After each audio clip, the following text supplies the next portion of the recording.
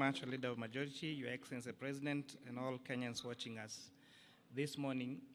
When we started the Public Participation in Finance Bill of 2024, we did make a promise that that public participation would not be an exercise in futility.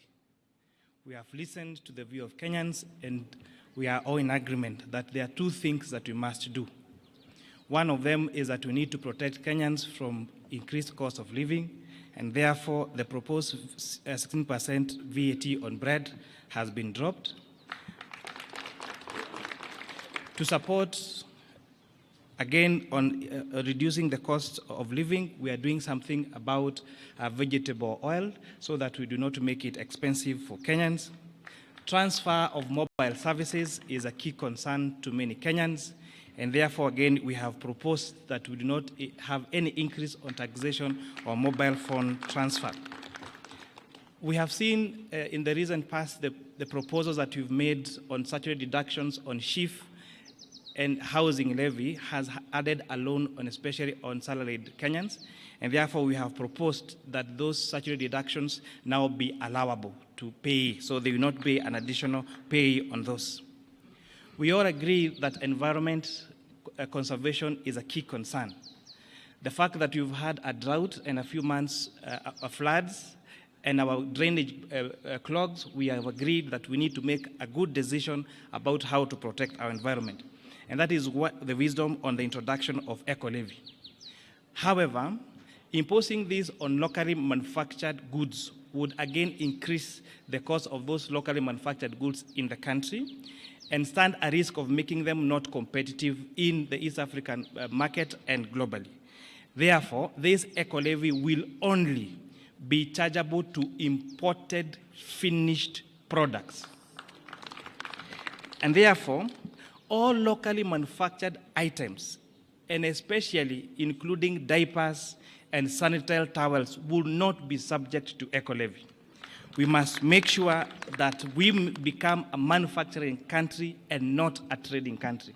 And therefore, the imposition of this only on imported finished products makes our locally manufactured products more marketable to the, not just reducing the price, but also making them affordable to even export. On the VAT threshold, we have proposed in our amended report to increase that VAT threshold from 5 million shillings to 8 million shillings. Therefore, small and medium enterprises that have turnover of less than 8 million shillings do not therefore have to register for VAT. On items, we have had farmers, avocado farmers, being asked to give items receipts. We've had mama mbogas who do their supplies to hotels being asked to register for items.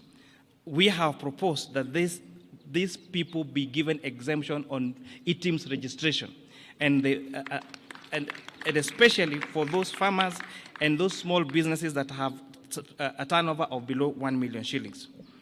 We have had the conversation about eggs and onions and potatoes.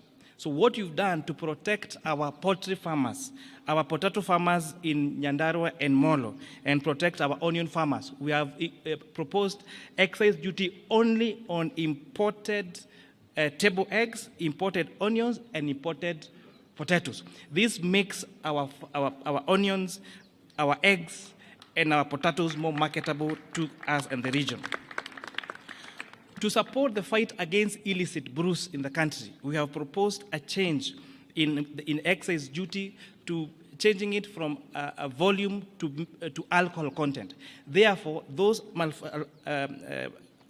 alcohol manufacturers that are producing alcohol of very high content will now be required to pay higher duty because based on the alcohol content, and those making alcohol of lower content now will pay less duty.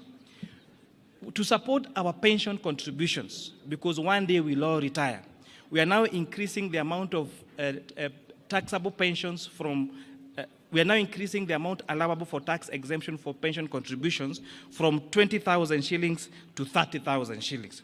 So this is a big win for our pensioners. So we are moving our pension schemes to exempt. It is exempt at contribution and exempt when you receive your pension from 20,000 to 30,000. Yes, per month.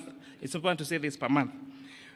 We have also been appraised of the money that is allocated for junior secondary school to hire all the intern teachers into permanent and pensionable terms. And the number there is actually 46,000 shillings, 46,000 junior secondary school teachers, in addition to recruit an additional 20,000.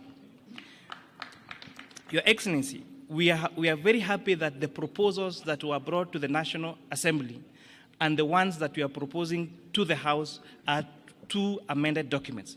Because, again, I repeat, the exercise we did on public participation was not an exercise in futility.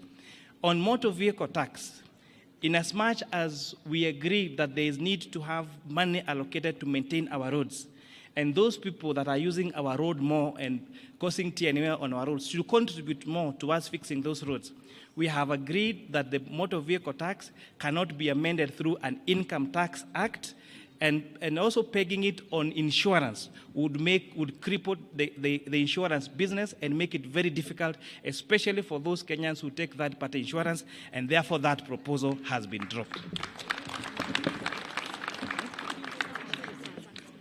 Oh yes, sugar transportation. Yes, in addition, there was a concern about transportation of sugar from the milling factory to the farms, and therefore to the sugarcane, sorry. We have listened to the concerns about the transfer of sugarcane from the farms to the milling factory. And people are asking, why sugarcane? And why not coffee? And why not tea? Sugarcane is very bulk, and therefore the largest cost in the processing of sugarcane is actually on transportation, unlike most other crops. And that is why we have recommended to remove VAT on transportation of sugarcane from the farms to the milling factories. For the mobile phone, I actually did mention that mobile phone transfer services has been, we have not increased that, it still retains at 15%. The concern about foreign exchange transactions, the concern about transfer in banks, that the status quo remain, no additional taxes have been increased on that particular sector. Thank you, Chairman.